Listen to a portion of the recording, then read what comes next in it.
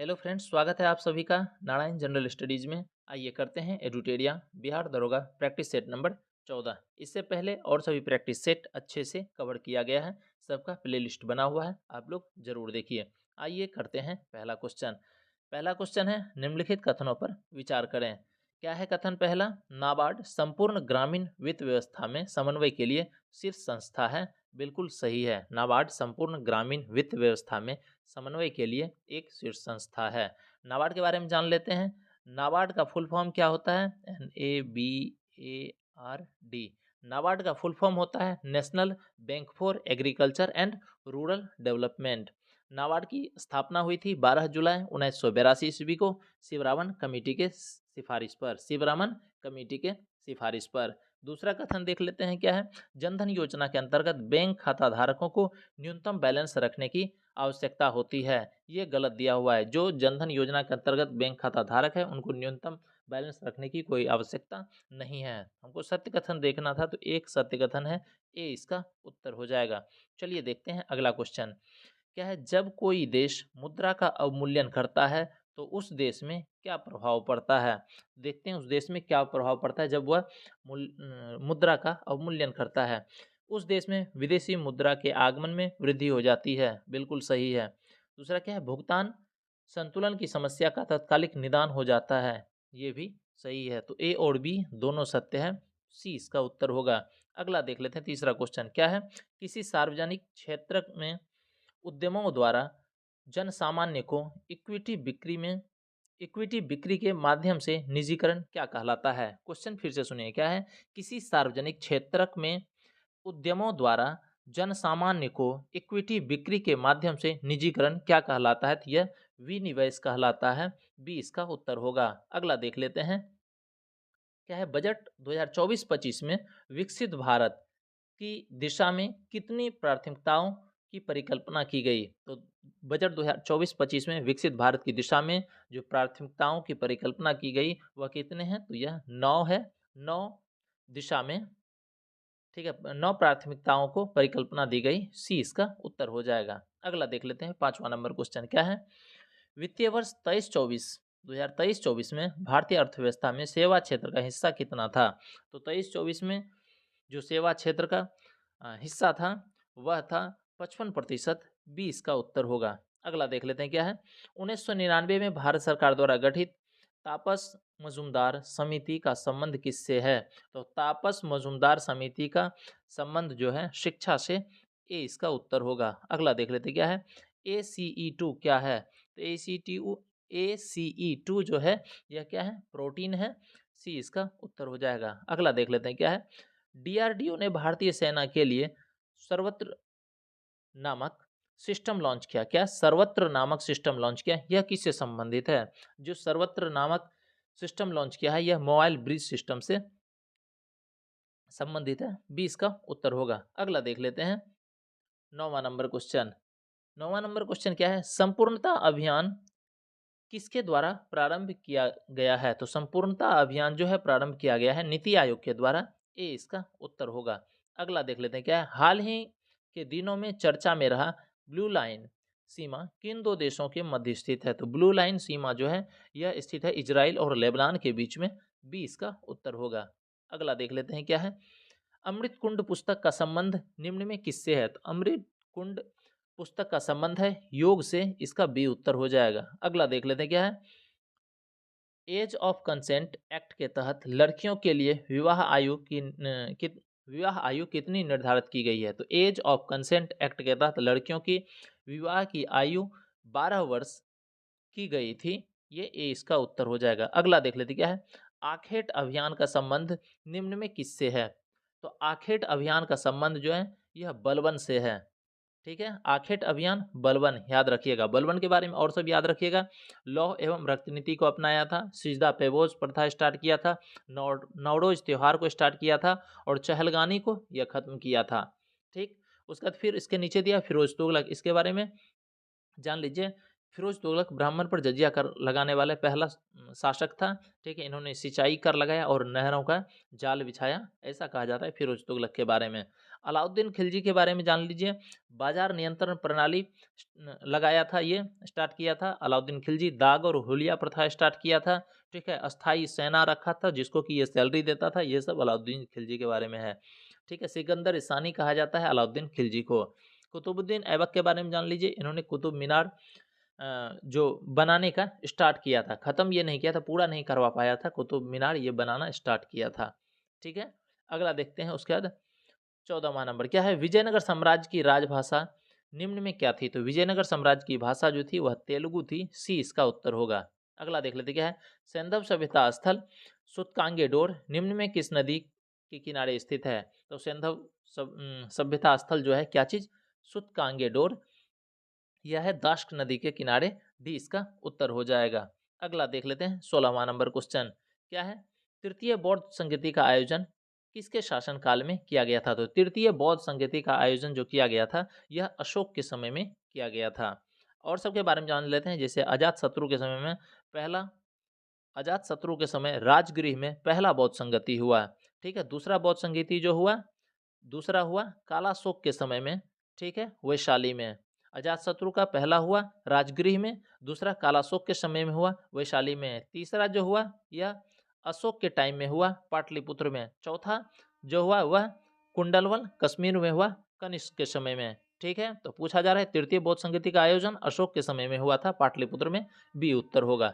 अगला देख लेते क्या है, संभाजी का उत्तराधिकारी निम्न में कौन था। तो संभाजी का उत्तराधिकारी जो था यह राजा राम था, ये इसका उत्तर होगा। अगला देख लेते क्या है, लॉर्ड विलियम बेंटिक ने मैसूर को किस वर्ष अपने अधिकार क्षेत्र में शामिल किया। तो लॉर्ड विलियम बेंटिक ने मैसूर को अपने अधिकार क्षेत्र में शामिल किया था 1831 ईस्वी में, इसका हो जाएगा सी उत्तर।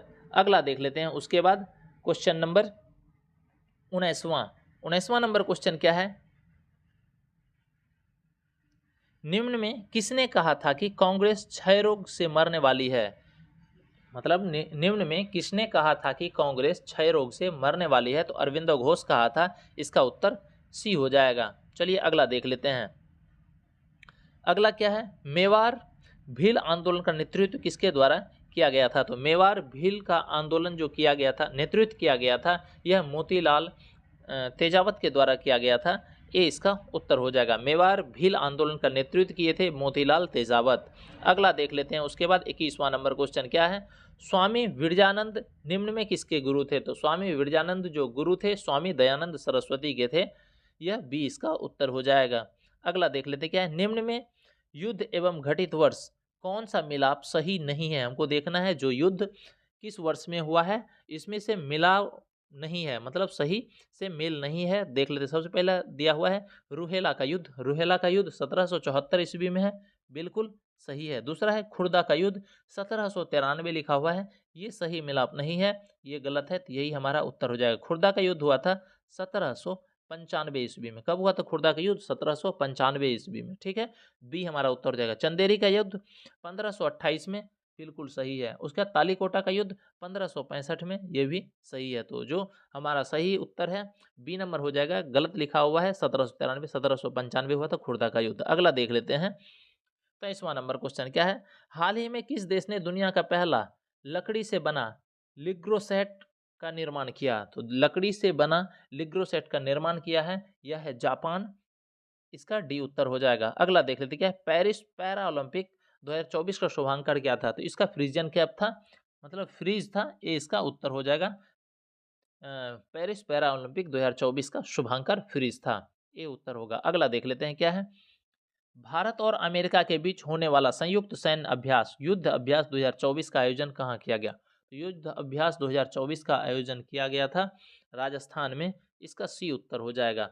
अगला देख लेते हैं 26वां नंबर क्वेश्चन क्या है, यूएस ओपन 2024 में पुरुष एकल का खिताब किसने जीता। तो यूएस ओपन 2024 में पुरुष एकल का खिताब जो जीता था यह जानिक सिनर जीता था, सी इसका उत्तर हो जाएगा। अगला देख लेते क्या है, एशिया की सबसे बड़ी एथेनॉल फैक्ट्री कहाँ बनाया गया। तो एशिया की सबसे बड़ी इथेनॉल फैक्ट्री बनाया गया बिहार में, इसका बी उत्तर हो जाएगा। अगला देख लेते क्या है, अंतर्राष्ट्रीय साक्षरता दिवस प्रतिवर्ष किस तिथि को मनाया जाता है। तो अंतर्राष्ट्रीय साक्षरता दिवस प्रतिवर्ष जो मनाया जाता है यह 8 सितंबर को मनाया जाता है, सी इसका उत्तर हो जाएगा। अगला देखते हैं 29वां नंबर क्वेश्चन।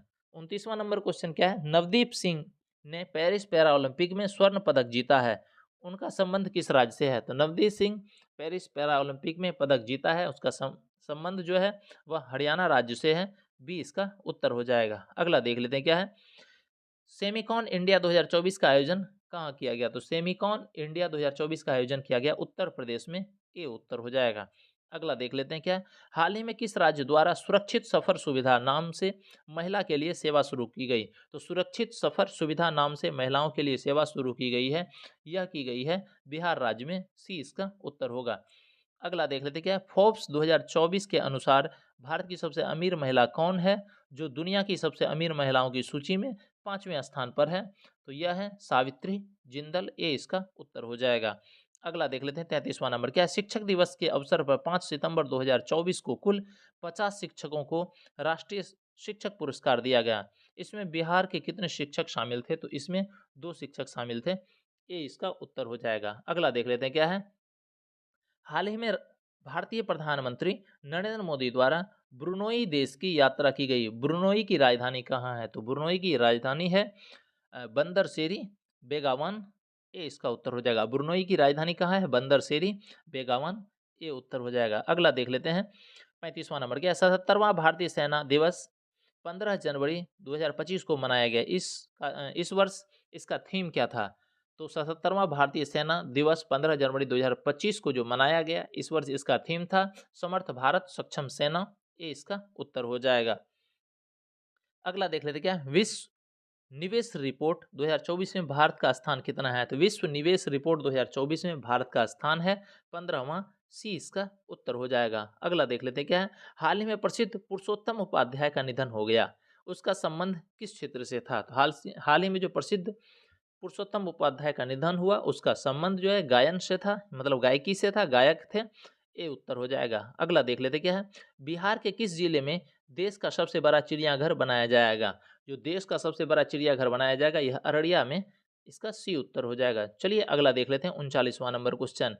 39वां नंबर क्वेश्चन क्या है? हाल ही में किस देश ने राइट टू डिस्कनेक्ट कानून पास किया है? तो राइट टू डिस्कनेक्ट कानून पास किया है ऑस्ट्रेलिया। ये हो जाएगा बी इसका उत्तर। अगला देख लेते क्या है? 70वें राष्ट्रीय फिल्म पुरस्कार के सर्वश्रेष्ठ हिंदी फिल्म के लिए किस फिल्म को चुना गया? तो 70वें राष्ट्रीय फिल्म पुरस्कार के लिए सर्वश्रेष्ठ हिंदी फिल्म को जो चुना गया है वह फिल्म है गुलमोहर। ये इसका उत्तर हो जाएगा। अगला देख लेते हैं, इंग्लिश में है क्या है? इनेट। इनेट का विलोम शब्द क्या होगा? तो इनेट का विलोम शब्द होगा एक्वायर्ड। एक्वायर्ड मतलब होता है अर्जित। एक्वायर्ड मतलब होता है अर्जित, और इनेट मतलब होता है जन्मजात, मतलब जो पहले से आया है, जिसको अर्जित नहीं किया गया है। ठीक है। उसके बाद देखते हैं 42वां नंबर। इसमें हमको फिलर देना है, फिल इन द ब्लैंक्स है क्या? The opposite forces went on fighting through the night होगा। सी इसका उत्तर हो जाएगा। अगला देखते हैं उसके बाद 43वां number. Find the misspelled word, मतलब किसका स्पेलिंग गलत है ये देखना है। TEMP टेम्परेचर सही है, ठीक है। टेम्परामेंट भी सही है, टेम्पटेशन सही है, ये गलत दिया हुआ है, ये कोई शब्द नहीं है। सी नंबर उत्तर हो जाएगा जो मिस स्पेल्ड है। अगला देख लेते क्या है? किस समूह शब्द बादल के पर्यायवाची शब्द हैं? ठीक है, देखते हैं बादल के पर्यायवाची शब्द क्या सब है। वारिद, नीरद, पयोद, ये ए नंबर जो है यह बादल के पर्यायवाची शब्द है। ठीक है। अगला देख लेते हैं 45 नंबर क्या है? संध्या एक अच्छी लड़की है, इसमें अच्छी क्या है? तो अच्छी इसमें संध्या की विशेषता है, ये हो जाएगा सी इसका उत्तर। अगला देख लेते हैं 46वां नंबर। निम्न में कौन तद्भव शब्द का उदाहरण है? तद्भव शब्द का उदाहरण है, इसमें है मुंह। सी नंबर इसका उत्तर होगा। अगला है नदी का पुल्लिंग रूप क्या है? तो नदी का पुल्लिंग रूप है नद। ए इसका उत्तर हो जाएगा। अगला देख लेते हैं 48वां नंबर। क्या निम्न में कौन सा शब्द सदैव बहुवचन में प्रयोग होता है? जो हमेशा बहुवचन में प्रयोग होता है वह है प्राण। बी इसका उत्तर होगा। अगला देख लेते हैं 49वां नंबर। क्या कहते हैं 49वां नंबर में? क्या है? 2024 में जारी आंकड़ों के अनुसार भारत में कुल कितने बाघों की संख्या कितनी थी? मतलब भारत में बाघों की संख्या कितनी थी 2024 के जारी आंकड़ों के अनुसार? तो 3682 था। डी इसका उत्तर हो जाएगा। अगला देख लेते हैं 50वां नंबर। क्या है? प्रसिद्ध पुस्तक माई बिलवेड लाइफ क्या है? माई बिलवेड लाइफ पुस्तक के लेखक कौन है? तो इसके लेखक जो है अमिताभ कुमार है। बी इसका उत्तर हो जाएगा। अगला क्वेश्चन देखते हैं 51वां नंबर क्वेश्चन। क्या है 51वां नंबर क्वेश्चन? जमी हुई गैसों, चट्टान और धूल के ब्रह्मांडीय ब्रह्मांडीय हिमगोले जो सूर्य की परिक्रमा करते हैं क्या कहलाती है? फिर से सुनिए क्या है? जमी हुई गैसों, चट्टान, धूल के ब्रह्मांडीय गोले जो सूर्य की परिक्रमा करते हैं वह कहलाते हैं धूमकेतु। ये हो जाएगा सी उत्तर इसका। अगला देख लेते हैं क्या है? भूमध्य रेखा के ध्रुवों पर सभी समानांतर समांतर वृत्त को क्या कहा जाता है? तो भूमध्य रेखा के ध्रुवों पर सभी समांतर वृत्तों को कहा जाता है अक्षांश रेखा। ये हो जाएगा ए इसका उत्तर। अगला देख लेते हैं क्या है? निम्नलिखित में कौन सा महासागर भूमध्य सागर तक फैला हुआ है? तो ऐसा कौन सा महासागर है जो भूमध्य सागर तक फैला हुआ है? यह है अटलांटिक महासागर। सी इसका उत्तर हो जाएगा। अगला देख लेते हैं क्या है? तटीय क्षेत्रों में रात के समय हवा स्थल में समुद्र की ओर चलती है क्योंकि? तो तटीय क्षेत्र में रात के समय में हवा स्थल से समुद्र की ओर चलती है क्योंकि पानी जो होती है भूमि की तुलना में धीमी गति से ठंडा होता है। तो इसका सी उत्तर हो जाएगा। मतलब उधर गर्म रहता है तो उधर प्रेशर कम रहता है, उधर जो है चले जाता है ठंडा हवा। ठीक है, और भूमि जल्दी गर्म ठंडा होता है पानी की तुलना में। पानी पानी भूमि की तुलना में धीमी ठंडा होता है। सी इसका उत्तर होगा। अगला देख लेते हैं क्या है? भागीरथी नदी का प्रमुख सहायक नदी कौन सी है? तो भागीरथी नदी का प्रमुख सहायक नदी जो है यह है भिलांगना। ये इसका उत्तर हो जाएगा। उसके बाद देखते हैं 56वां नंबर क्वेश्चन। क्या है? निम्नलिखित में कौन सा भारतीय राज्य अभी भी प्राचीन बांस ड्रिप सिंचाई पद्धति का उपयोग करता है? तो बांस ड्रिप सिंचाई का पद्धति का उपयोग करता है अभी भी मेघालय। बी इसका उत्तर हो जाएगा। अगला देखते हैं 57वां नंबर क्वेश्चन। क्या निम्नलिखित में किस प्रकार की कृषि परिवार की आवश्यकताओं को पूरा करने के लिए की जाती है? क्वेश्चन फिर सुनिएगा क्या है? निम्नलिखित में से किस प्रकार की कृषि परिवार की आवश्यकताओं को पूरा करने के लिए की जाती है? तो यह है निर्वाह कृषि। ये हो जाएगा बी इसका उत्तर। उसके बाद देखते हैं 58वां नंबर क्वेश्चन। क्या है? निम्नलिखित में किस मिट्टी को इसकी स्वखेती मतलब सेल्फ कल्टीवेटिंग विशेषता के कारण न्यूनतम जुताई की आवश्यकता होती है? तो यह कौन सी है? काली मिट्टी में। फिर से सुनिएगा क्वेश्चन क्या है? निम्नलिखित में किस मिट्टी को इसकी स्वखेती विशेषता के कारण न्यूनतम जुताई की आवश्यकता होती है? तो काली मिट्टी। ये इसका उत्तर हो जाएगा। अगला देख लेते हैं क्या है? मात्रा के अनुसार वायुमंडल में मौजूद गैसों का घटता क्रम मतलब सबसे ज्यादा से सबसे कम की ओर बढ़ते, मतलब ऊपर से नीचे की ओर देखना है। तो देखते हैं नाइट्रोजन कितना प्रतिशत है? नाइट्रोजन है 78%। ठीक है, उसके बाद फिर ऑक्सीजन जो है यह 21% है। उसके बाद आर्गन जो है 0.93% है। ठीक है, उसके बाद कार्बन डाइऑक्साइड जो है वह 0.03% है और नियोन जो है सबसे कम है। तो सी हमारा उत्तर हो जाएगा। इस तरह से मात्रा के अनुसार वायुमंडल में मौजूद गैसों का घटता हुआ क्रम सी उत्तर हो जाएगा। अगला देख लेते हैं उसके बाद 60वां नंबर क्वेश्चन। क्या निम्नलिखित में से कौन सा भारत में सबसे बड़े क्षेत्र में फैले हुए वन का प्रकार है? क्या है? निम्नलिखित में से कौन सा भारत में सबसे बड़े क्षेत्र में फैले हुए वन का प्रकार है? तो यह है उष्णकटिबंधीय पर्णपाती वन। डी इसका उत्तर हो जाएगा। चलिए उसके बाद देखते हैं अगला क्वेश्चन 61वां नंबर क्वेश्चन। क्या है? भारतीय संदर्भ में राज्यों के संघ के अर्थ में राज्यों के अर्थ के संबंध में निम्नलिखित कथनों में कौन सा कथन गलत है? ये देखना है। फिर से सुनिए क्या है? भारतीय संदर्भ में राज्यों के संघ के अर्थ के संबंध में निम्नलिखित में कौन सा कथन गलत है? सबसे पहला देख लेते हैं। प्रशासनिक सुविधा के लिए देश को विभिन्न राज्यों में विभाजित किया गया था। बिल्कुल सही है। उसके बाद क्या है? भारतीय संघ इसमें शामिल होने के लिए संप्रभु इकाइयों द्वारा समझौते का परिणाम था। ये गलत है। इसमें कोई समझौते का परिणाम नहीं था। भारतीय संघ जो है इसमें शामिल होने के लिए ये अनुच्छेद एक में दिया गया है। ये कहा गया है कि जो इंडिया यानी भारत जो है राज्यों का एक संघ होगा, ना कि कोई समझौते का परिणाम था। तो ये असत्य कथन है, गलत कथन है। ये बी नंबर है, ये हमारा उत्तर हो जाएगा। अगला देखते हैं सी नंबर। क्या है? विभिन्न सूचियों के माध्यम से केंद्र और राज्यों की शक्तियों का गणना करता है। बिल्कुल सही है। विभिन्न सूचियों में 3 सूचियां हैं। जैसे संघ के लिए सूची है, राज्य के लिए सूची है और ऐसा सूची है जो दोनों के लिए, संघ और राज्य दोनों के लिए है। तो संघ सूची में 100 विषय है जिसपे संघ कानून बनाता है। फिर राज्य का सूची है उसमें 61 विषय है जिसपे राज्य कानून बनाता है। फिर दोनों के लिए जो विषय है सूची है समवर्ती सूची, उसमें 52 विषय है जिसमें दोनों कानून बना सकते हैं। तो सूचियों के माध्यम से केंद्र और राज्यों की शक्ति का गणना करता है। बिल्कुल सही है। क्या संघ समझौते का परिणाम न होने के कारण किसी भी राज्य को इससे अलग होने के अधिकार नहीं है? बिल्कुल सही है। अगला देखते हैं 62वां नंबर क्वेश्चन क्या है, भारत के संविधान के अनुच्छेद 361 के अनुसार निम्नलिखित में कौन सा पद शक्तियों के प्रयोग और कर्तव्यों के पालन के लिए किसी भी अदालत के प्रति उत्तरदायी नहीं होगा? तो यह है राज्यपाल की सी, इसका उत्तर हो जाएगा। क्वेश्चन फिर से सुनिए क्या है, भारत के संविधान के अनुच्छेद 361 के अनुसार निम्नलिखित में से कौन अपने पद की शक्तियों के प्रयोग और कर्तव्यों के पालन के लिए किसी भी अदालत के प्रति उत्तरदायी नहीं होगा? वह है राज्यपाल। सी उत्तर हो जाएगा। अगला देख लेते क्या है, भारतीय संविधान के अनुच्छेद 19 में कौन सा खंड भारत के संपूर्ण राज्य क्षेत्र में स्वतंत्र रूप से भ्रमण करने के लिए अधिकार का गारंटी देता है? तो क्या कहते हैं, स्वतंत्र रूप से भ्रमण करने के लिए जो गारंटी देता है यह है खंड डी। ठीक है, कौन सा है?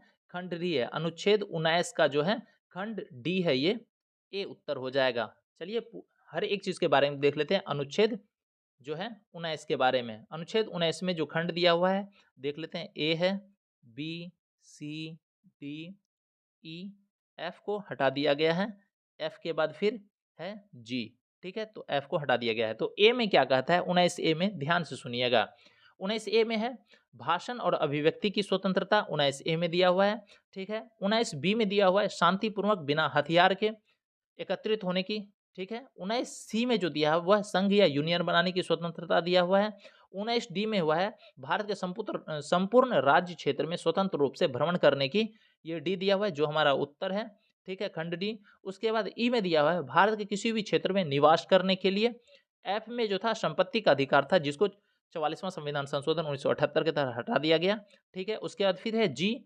जी में है किसी पेशे का अभ्यास करना, व्यापार करना, व्यवसाय करना। यह आर्टिकल 19 के जी में है। तो हमारा उत्तर जो हो जाएगा 63 का, वह हो जाएगा ए नंबर, यही हमारा सही उत्तर है। चलिए देखते हैं उसके बाद अगला क्वेश्चन। अगला क्वेश्चन क्या है, गैर कानूनी गतिविधि रोकथाम अधिनियम। क्या है? गैर कानूनी गतिविधि रोकथाम अधिनियम जो आतंकवादी गतिविधियों में शामिल व्यक्तियों और संघों की कुछ गैर कानूनी गतिविधियों के लिए अधिक प्रभावी रोकथाम का प्रावधान करता है, को भारत में पहली बार किस वर्ष लागू किया गया? तो यह लागू किया गया था 1967 ईस्वी में। 20 का उत्तर होगा। क्वेश्चन थोड़ा लंबा है, एक बार ध्यान से सुनिए। क्या है? गैर कानूनी गतिविधि रोकथाम अधिनियम जो आतंकवादी गतिविधियों में शामिल व्यक्तियों और संघों की कुछ गैर कानूनी गतिविधियों के लिए अधिक प्रभावी रोकथाम का प्रावधान करता है, वो भारत में पहली बार किस वर्ष लागू किया गया था? तो यह 1967 में लागू किया गया था। अगला देख लेते हैं। उसके बाद संविधान संशोधन दिया हुआ है। क्या है? भारत के संविधान में किस संशोधन ने सेवाओं पर कर नामक संघ सूची में नया विषय जोड़ा था? क्वेश्चन फिर से सुनिए। क्या है? भारत के संविधान में किस संशोधन ने सेवाओं पर टैक्स नामक संघ सूची में एक नया विशेष जोड़ा था? तो यह 88वां संविधान संशोधन 2003 के तहत, 88वां संविधान संशोधन अधिनियम 2003 के तहत हमारा उत्तर हो जाएगा डी नंबर। और सबके बारे में देख लेते हैं। जैसे ए नंबर में दिया हुआ है 56वां संविधान संशोधन अधिनियम 1987। तो 56वां संविधान संशोधन अधिनियम 1987 के तहत गोवा को एक राज्य का दर्जा दिया गया था। किसको? गोवा को। यह गोवा से रिलेटेड है। उसके बाद देख लेते हैं 42वां संविधान संशोधन अधिनियम 1976। 42वां संविधान संशोधन को कहा जाता है मिनी कॉन्स्टिट्यूशन। इसमें प्रस्तावना में समाजवादी, धर्मनिरपेक्ष, एकता, अखंडता को जोड़ा गया। इसी के तहत मौलिक कर्तव्य को जोड़ा गया भाग 4 क और आर्टिकल मतलब अनुच्छेद 51 क में। उसके बाद फिर 62वां संविधान संशोधन के तहत देख लेते हैं। इसमें क्या था? इसमें जो लोकसभा और राज्यसभा में लोकसभा और विधानसभा में जो एसटी एससी का रिजर्वेशन था उसको 1990 से लेकर के 2000 ईस्वी तक बढ़ा दिया गया था। चलिए अगला देख लेते हैं। 66वां नंबर क्वेश्चन क्या है? वर्ष 1990 में दिनेश गोस्वामी समिति का गठन निम्नलिखित में किसके सिफारिशें करने के लिए किया गया था? तो दिनेश गोस्वामी समिति जो गठन किया गया था, ये किसके सिफारिश करने के लिए किया गया था? यह क्या कहता है? चुनावी सुधार के लिए। इसका उत्तर हो जाएगा सी नंबर। चलिए अगला क्वेश्चन देख लेते हैं। 67वां नंबर क्या कहता है? निम्नलिखित में कौन उच्चतम न्यायालय की सहायक शक्तियों के लिए प्रावधान करता है? तो उच्चतम न्यायालय की सहायक शक्तियों के लिए जो प्रावधान कर सकता है यह है भारत का संसद। डी इसका उत्तर हो जाएगा। चलिए अगला क्वेश्चन देख लेते हैं। अगला क्या है? जब भारत के राष्ट्रपति किसी विधेयक, धन विधेयक और संविधान संशोधन विधेयक को छोड़कर को अन को अनिश्चित काल के लिए लंबित रखते हैं तो इसे क्या कहते हैं? फिर से सुनिए क्वेश्चन क्या है? जब भारत के राष्ट्रपति किसी विधेयक जैसे कि धन विधेयक और संविधान संशोधन विधेयक को छोड़कर अन्य विधेयक को अनिश्चित काल के लिए लंबित रखते हैं तो इसे क्या कहते हैं? इसे कहते हैं राष्ट्रपति का पॉकेट वीटो। ये हो जाएगा सी इसका उत्तर। अगला देख लेते हैं क्या है? सर्वोच्च न्यायालय का उच्च न्यायालय में न्यायाधीश को संसद द्वारा निम्नलिखित में किसके जरिए हटाया जा सकता है? तो न्यायाधीश को संसद द्वारा निम्नलिखित में किसके द्वारा हटाया जा सकता है? तो विशेष बहुमत के द्वारा। ये हो जाएगा सी इसका उत्तर। अगला देखते हैं 70वां नंबर क्या है? कुछ सार्वजनिक पदाधिकारियों के खिलाफ भ्रष्टाचार के आरोपों की जांच के लिए निम्नलिखित में कौन सा अधिनियम भारत सरकार द्वारा पारित किया गया था? तो यह पारित किया गया था लोकपाल और लोकायुक्त अधिनियम के द्वारा। सी इसका उत्तर हो जाएगा। अगला देख लेते हैं क्या है? कुलाम नियम कुलम का नियम के लिए निम्नलिखित में कौन सा विकल्प सही है? तो देख लेते हैं कुलम के नियम के लिए कौन सा सही विकल्प है। तो यह सी नंबर सही है। केवल बिंदु और आवेश के लिए मान्य होगा। सी इसका उत्तर हो जाएगा। 72वां नंबर क्वेश्चन देख लेते क्या है? प्रेरित धारा उच्चतम होती है जब कुंडली की गति दिशा में डैश होती है। तो प्रेरित धारा उच्चतम होती है जब कुंडली की दिशा गति में चुंबकीय क्षेत्र का लंबवत होती है। तो होगा इसका सी नंबर उसका उत्तर। अगला देख लेते हैं क्या है? 73वां नंबर क्वेश्चन क्या है? निम्नलिखित में किस प्रकार की दर्पण में प्रकाश का पार्श्व परिवर्तन होता है? तो प्रकाश का पार्श्व परिवर्तन होता है समतल दर्पण में। ये हो जाएगा इसका ए उत्तर। अगला देख लेते क्या है? घर्षण कम करने वाले पदार्थों को क्या कहा जाता है? घर्षण कम करने वाले पदार्थों को कहा जाता है स्नेहक। बी इसका उत्तर होगा।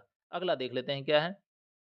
निम्नलिखित में कौन सा भौतिक सिद्धांत रॉकेट इंजन, जेट इंजन और अस्फीति वाले गुब्बारों द्वारा उत्पन्न होने वाले प्रणोदक की व्याख्या करती है? तो गैस गुब्बारों द्वारा उत्पन्न होने वाले प्रणोदक की व्याख्या करते हैं न्यूटन के गति के नियम। ये हो जाएगा ए इसका उत्तर। अगला देख लेते हैं 76वां नंबर क्या है? ऊर्जा के संबंध में कौन सा कथन सही नहीं है? हमको ये देखना है। तो सबसे पहला क्या है? किसी पिंड की स्थिति या आकार में परिवर्तन के कारण उसके पास मौजूद ऊर्जा को स्थिति ऊर्जा कहा जाता है। बिल्कुल सही है। दूसरा क्या है? वेग v से गतिमान द्रव्यमान m की वस्तु में mv/2 गतिज ऊर्जा होती है। बिल्कुल गलत है। mv/2 नहीं होती है।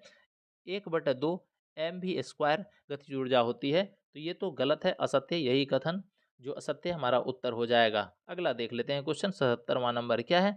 निम्नलिखित में किस उपकरण का उपयोग किसी व्यक्ति के आंखों के अंदर दाब मापने के लिए किया जाता है? तो कौन सा उपकरण है जिसका उपयोग किसी व्यक्ति के आंखों के अंदर दाब को मापने के लिए किया जाता है? यह किया जाता है अ, टोनोमीटर का। ए इसका उत्तर हो जाएगा। टोनोमीटर का उपयोग किया जाता है किसी व्यक्ति की आंखों के अंदर दाब को मापने के लिए। अगला देखते हैं 78वां नंबर क्या है?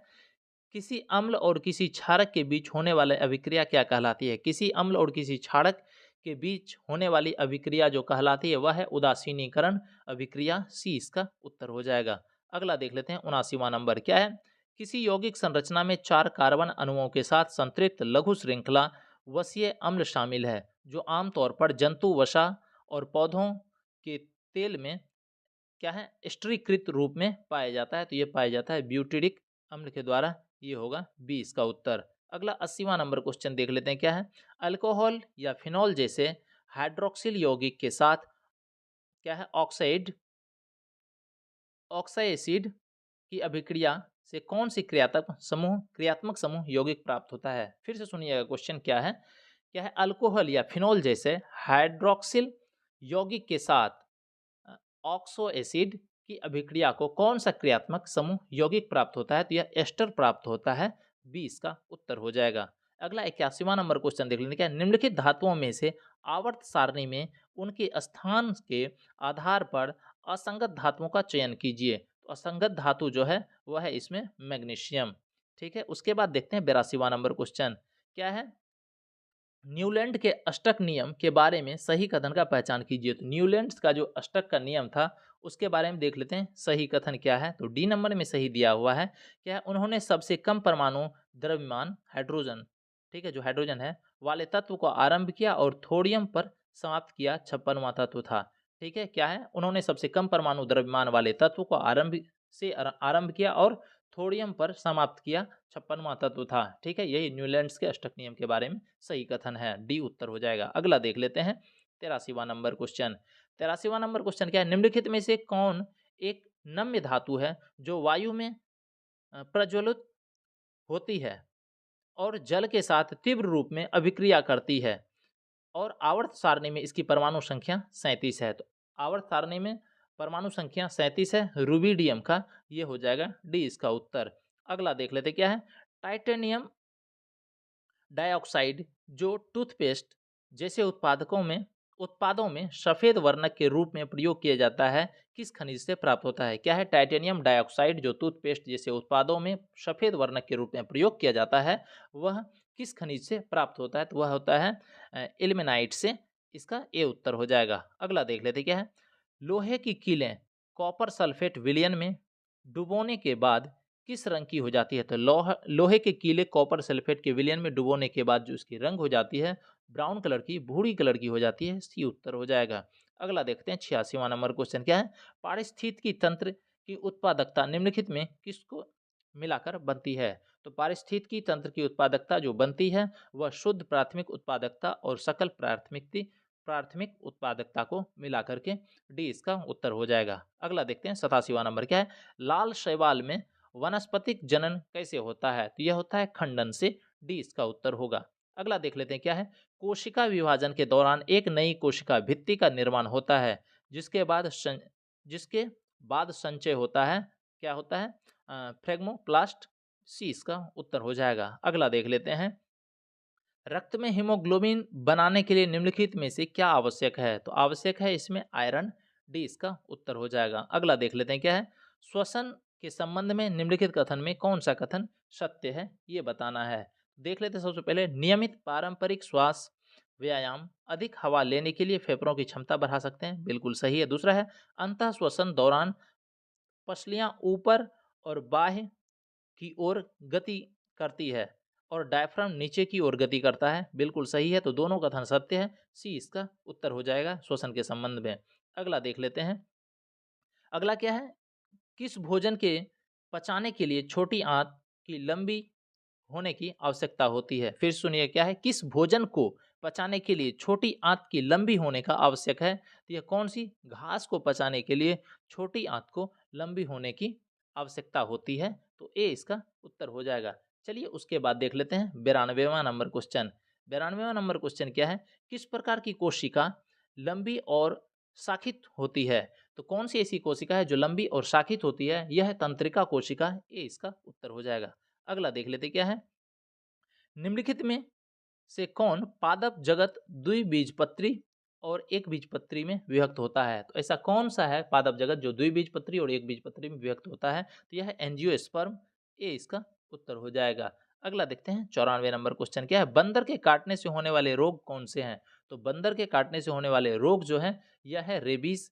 इसका हो जाएगा बी नंबर। कुत्ता काटने से, बंदर काटने से क्या होता है? रेबीज होता है। अगला देखते हैं 95 नंबर क्वेश्चन क्या है? 95 नंबर क्वेश्चन वृद्ध व्यक्तियों को मोतियाबिंद हो जाने पर क्या हो सकता है? तो वृद्ध व्यक्तियों को मोतियाबिंद हो जाने पर जो हो सकता है, वृद्धावस्था में व्यक्तियों का क्रिस्टलीय लेंस दूधिया और धुंधला हो जाता है। ये इसका ए सही उत्तर होगा। आज के लिए इतना ही और इस तरह के प्रैक्टिस सेट के लिए चैनल को सब्सक्राइब कीजिए। धन्यवाद।